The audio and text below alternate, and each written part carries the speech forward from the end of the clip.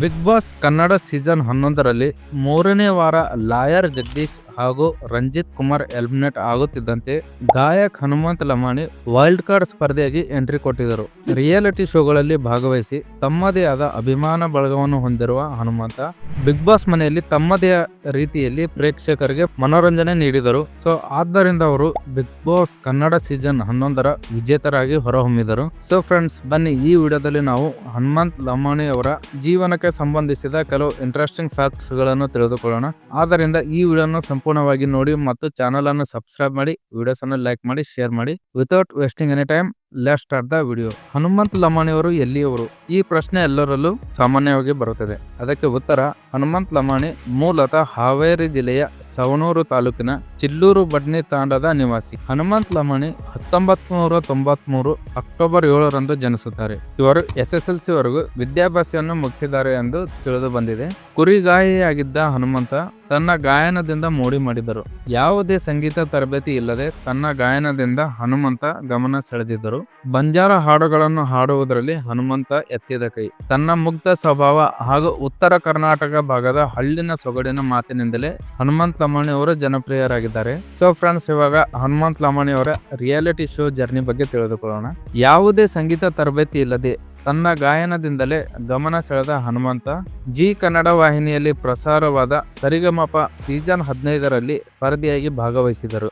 ಇಲ್ಲಿ ಮೆಂಟರ್ಗಳ ಮಾರ್ಗದರ್ಶನದಿಂದ ಅವರ ಗಾಯನದಲ್ಲಿ ಮತ್ತಷ್ಟು ಪಕ್ವತೆ ಬಂದಿತು.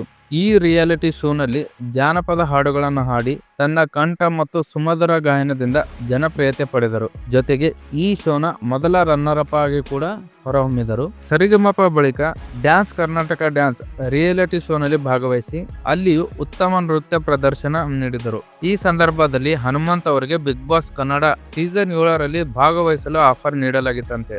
ಆದರೆ ಡ್ಯಾನ್ಸ್ ಶೋನಲ್ಲಿ ಭಾಗವಹಿಸಿದ್ದರಿಂದ ಆಫರ್ ಅನ್ನು ರಿಜೆಕ್ಟ್ ಮಾಡಿದರು. ಇದಾದ ಬಳಿಕ ಭರ್ಜರಿ ಬ್ಯಾಚುಲರ್ಸ್ ಕಾಮಿಡಿ ಕಿಲಾಡಿಗಳ ಶೋನಲ್ಲಿ ಭಾಗವಹಿಸಿದರು. ನಂತರ ಬಿಗ್ ಬಾಸ್ ಸೀಸನ್ 11ರಲ್ಲಿ ವೈಲ್ಡ್ ಕಾರ್ಡ್ ಎಂಟ್ರಿ ಮೂಲಕ ಹನುಮಂತ ಎಂಟ್ರಿ ಕೊಟ್ಟರು. ಲುಂಗಿ ಉಟ್ಟು ಹೆಗಲ ಮೇಲೆ ಟವಲ್ ಹಾಕಿಕೊಂಡು ಸರಿಗಮಪ ವೇದಿಕೆಗೆ ಎಂಟ್ರಿ ಕೊಟ್ಟಿದ್ದ ಹನುಮಂತ ಅದೇ ಲುಕ್ನಲ್ಲಿ ಕೊನೆಯವರೆಗೂ ಕಾಣಿಸಿಕೊಂಡಿದ್ದರು. ಬಿಗ್ ಬಾಸ್ ವೇದಿಕೆಗೂ ಅದೇ ಲುಕ್ನಲ್ಲಿ ಎಂಟ್ರಿ ಕೊಟ್ಟಿದ್ದರು. ಆದರೆ ದೊಡ್ಡ ಮನೆಯಲ್ಲಿ ಹನುಮಂತನ ಕೆಲ ವರ್ತನೆ ವೀಕ್ಷಕರಿಗೂ ನಿಜವಾಗಿಯೂ ಮುಗ್ಧನ ಎಂಬ ಅನುಮಾನ ಮೂಡಿಸಿತು. ಯಾಕಂದ್ರೆ ಹನುಮಂತ ನನಗೆ ವೆಸ್ಟರ್ನ್ ಟಾಯ್ಲೆಟ್ ಗೊತ್ತಿಲ್ಲ, ಅದನ್ನು ಹೇಗೆ ಬಳಸೋದು ಅಂತ ಕೇಳಿದ್ದ.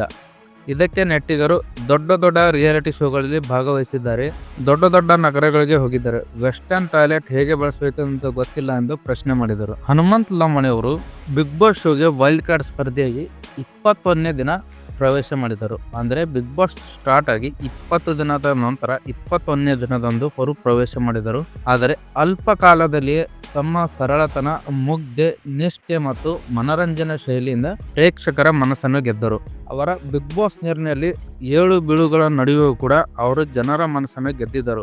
ಜನವರಿ 26, 2025ರಂದು ನಡೆದ ಬಿಗ್ ಬಾಸ್ ಕನ್ನಡ ಸೀಸನ್ 11ರ ಗ್ರ್ಯಾಂಡ್ ಫಿನಾಲೆಯಲ್ಲಿ ಹನುಮಂತ್ ಲಮಾಣಿ ಅವರು ಅವರಿಗೆ ತೀವ್ರ ಸ್ಪರ್ಧೆ ನೀಡಿದ ತ್ರಿವಿಕ್ರಮ್ ಅವರನ್ನು ಸೋಲಿಸಿ ಜಯಶಾಲಿಯಾದರು. ಸೊ ಅದರ ಪ್ರತಿಫಲವಾಗಿ ಹನುಮಂತ್ ಲಮಾಣಿ ಅವರಿಗೆ ಬಿಗ್ ಬಾಸ್ ವಿನ್ನರ್ ಟ್ರೋಫಿ ಜೊತೆಗೆ 50 ಲಕ್ಷ ಬಹುಮಾನವನ್ನು ನೀಡಿದರು. ಇದರ ಮೂಲಕ ಹನುಮಂತ್ ಲಮಾಣಿ ಅವರು ಕನ್ನಡ ಬಿಗ್ ಬಾಸ್ ಇತಿಹಾಸದಲ್ಲಿ ವೈಲ್ಡ್ ಕಾರ್ಡ್ ಆಗಿ ಪ್ರವೇಶಿಸಿ ಟ್ರೋಫಿ ಗೆದ್ದ ಮೊದಲ ಸ್ಪರ್ಧೆ ಎಂಬ ಗೌರವ ಗಳಿಸಿದರು. ಸೊ ಫ್ರೆಂಡ್ಸ್, ಇದಾಗಿತ್ತು ಹನುಮಂತ್ ಲಮಾಣಿ ಅವರ ಜೀವನ ಚರಿತ್ರೆ ಮತ್ತು ರಿಯಾಲಿಟಿ ಶೋಗಳ ಜರ್ನಿ. ಈ ವಿಡಿಯೋ ನಿಮಗೆ ಇಷ್ಟವಾಗಿದ್ದರೆ ಚಾನಲ್ ಅನ್ನು ಸಬ್ಸ್ಕ್ರೈಬ್ ಮಾಡಿ, ವಿಡಿಯೋಸ್ ಅನ್ನು ಲೈಕ್ ಮಾಡಿ ಮತ್ತು ಶೇರ್ ಮಾಡಿ. ಧನ್ಯವಾದಗಳು.